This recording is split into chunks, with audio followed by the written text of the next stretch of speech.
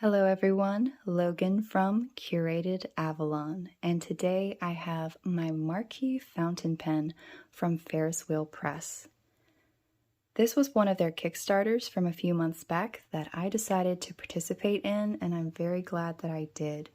They had several pen body colors available, and they made a black available as part of the special Kickstarter. I snatched it up because I was afraid they weren't going to have this available in future.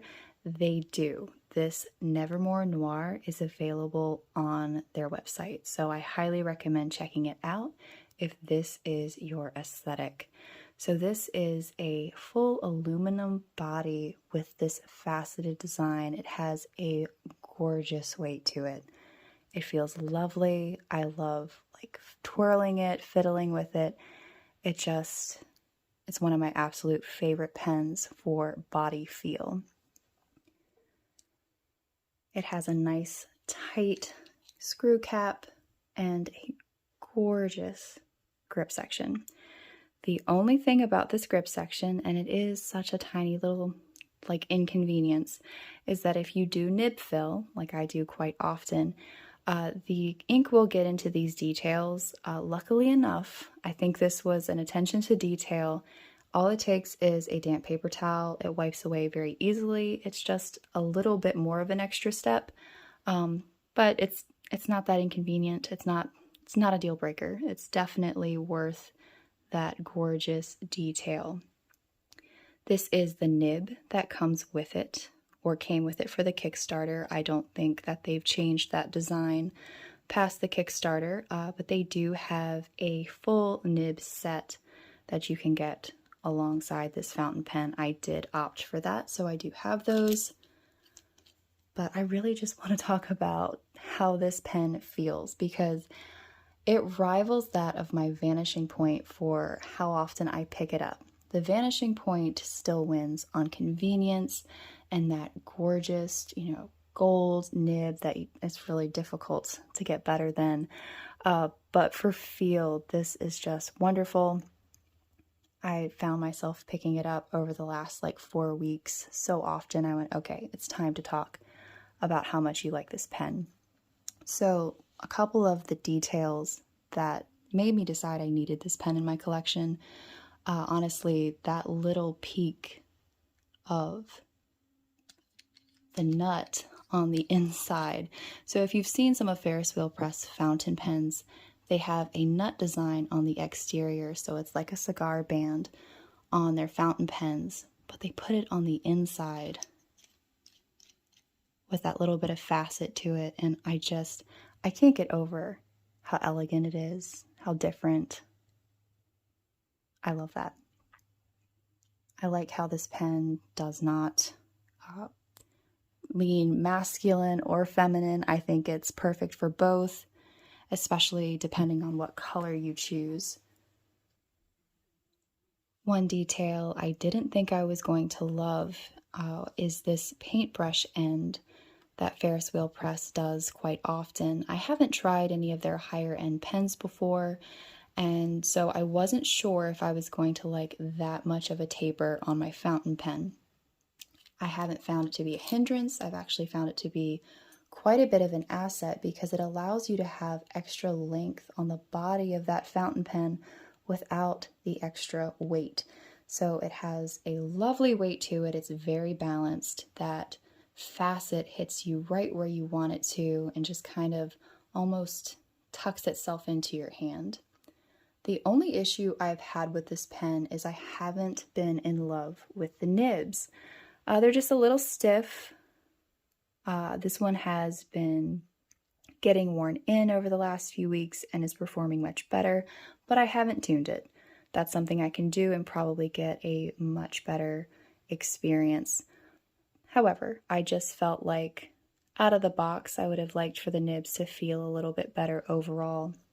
So this grip section, as well as the nib, this is gold plated. The grip section is brass, so gold plated over brass, so that's going to last forever, and you can get it replated at some point if that ever does wear away. The nut on the inside is brass as well. So this thing has been made to to last. And hopefully it will do so because I really do love it. I will say that it has performed better with this nib on like toothier papers. So this is Tomaway River paper, and it just seems to skip a little bit for me. So that's just probably a slight, oh my goodness, I can't think of the word.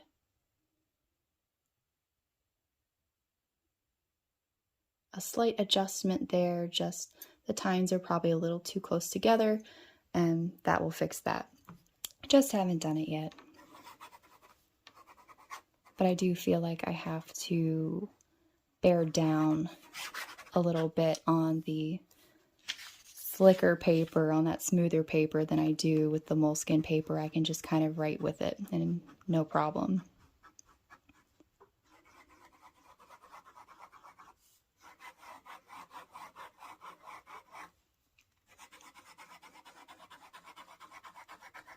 So this is a medium nib, and I did buy all of the nibs, so I've been able to experience the broad nibs, the extra fine, and they all have a similar feel to it.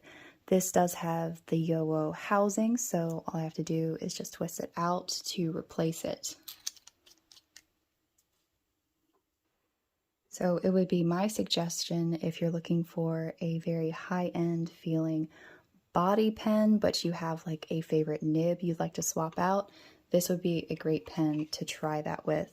So this is the tin of the extra nibs. And they did come very nicely in the tin, but I've been playing with them, so I think they're all loose. Yeah, they're all loose. All of the nibs have different names. It's all very cute. There is an extra fine, fine, medium, broad, and double broad. Lady Dido, Lady Rose, Lord Evergreen, Captain Grayson, and Peter Moss. These nibs are special, whereas the nibs that it came with has a very simplistic design. These have the creatures on them that they're named after. So this is the broad, so that's going to be Captain Grayson.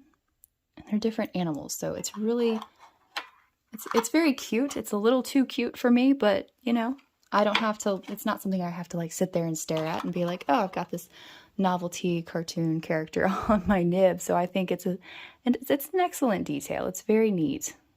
Something a little different. Got that double broad, so that's going to be Peter Moss.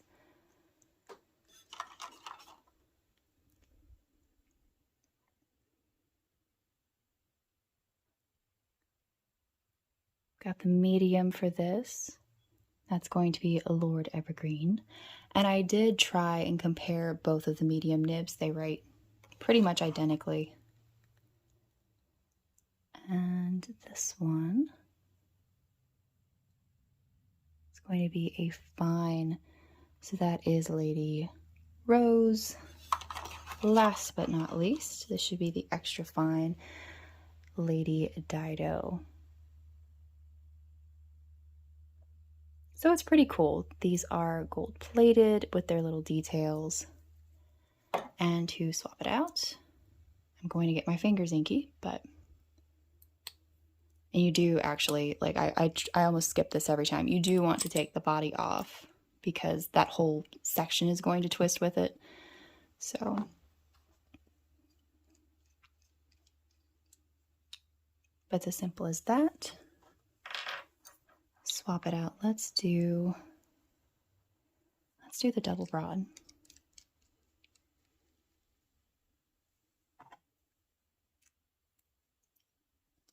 And it does snap in. And Ferris Wheel Press did brand the converters, which I think is a nice touch. Let me just grab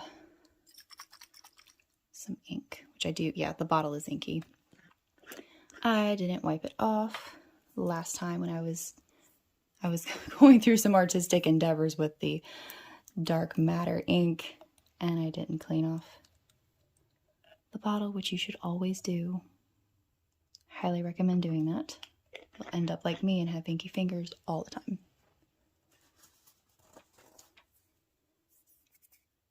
So you can see that the grip section did get ink in it. I'm going to go grab a damp paper towel and fix that because I didn't think I was going to be re-inking, but that converter was almost empty.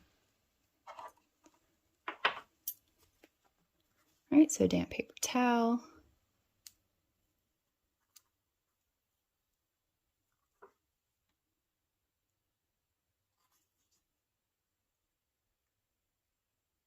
And then that section is completely clean. So it's not a big deal, just a little bit of an extra step to remember to have damp paper towel.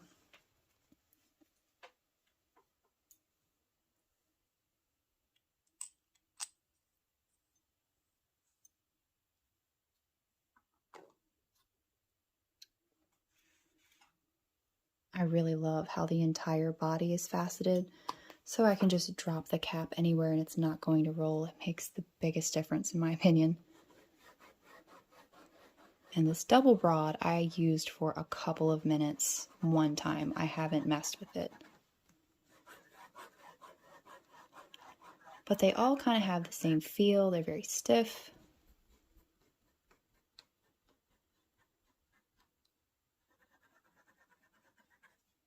I do love the way they write, like as far as the lines they're putting down. I think it's a lovely line. The pen itself is insanely comfortable to write with. I wouldn't say like extremely long writing sessions just because, I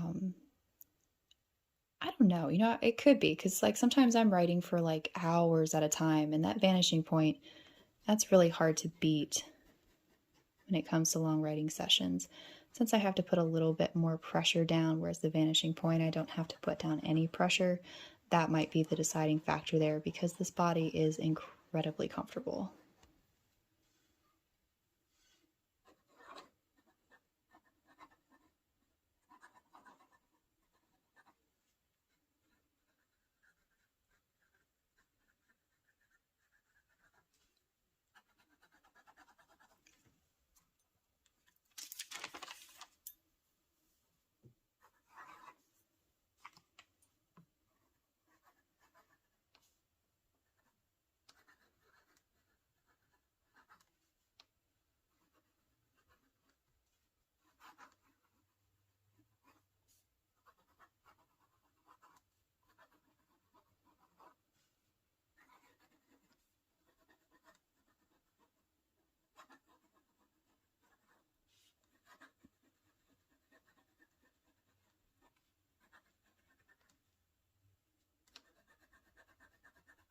Yeah, love the body, love the pen. The cool thing is, since it does have the Jowo housing, you can swap it out for whatever your favorite nib is, and then you have a very personalized fountain pen. But looking between the medium nib and the double broad, it does get nice and broad, and if I were to tweak that a little bit, I could get an even fatter line, which I do like. Yeah, I'd been grabbing this pen over and over and over again. I found myself going back in the house to get it when I was leaving, and I'm like, okay, like, you're really into this pen. It's time to talk about this pen.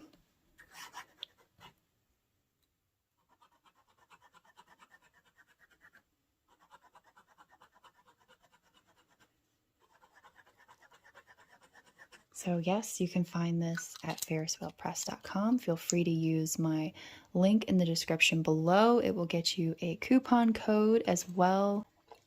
Let me know if this fountain pen is something you'd be interested in. Maybe you've tried it. I'd love to know in the comment section below. Oh my goodness, this detail is just one of my absolute favorites. This is what sealed the deal for me. When I saw this pen in the Kickstarter, I kept looking at the body and I'm like, oh, I love the facets. But that little design peeking out just really drove it home. Thank you so much for watching.